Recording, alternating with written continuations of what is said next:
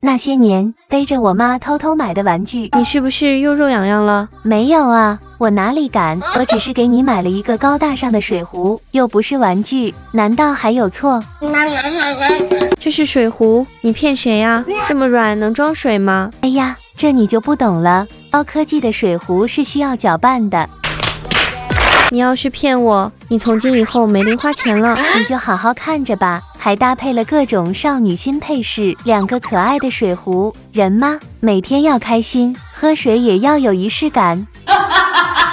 加入不灵不灵的亮片，还有各种珠珠，开始来制作仙气水啦！疯狂搅拌均匀，就还挺好玩的。重点的一步来啦，打开开关，水就自动装满。哎呀，一不小心就漏了，哈哈哈！谁能说出这是什么玩具？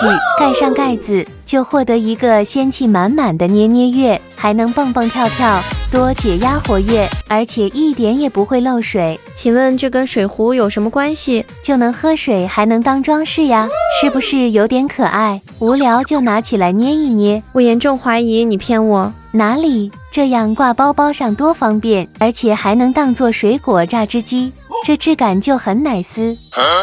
小可爱，告诉阿姨这是不是玩具？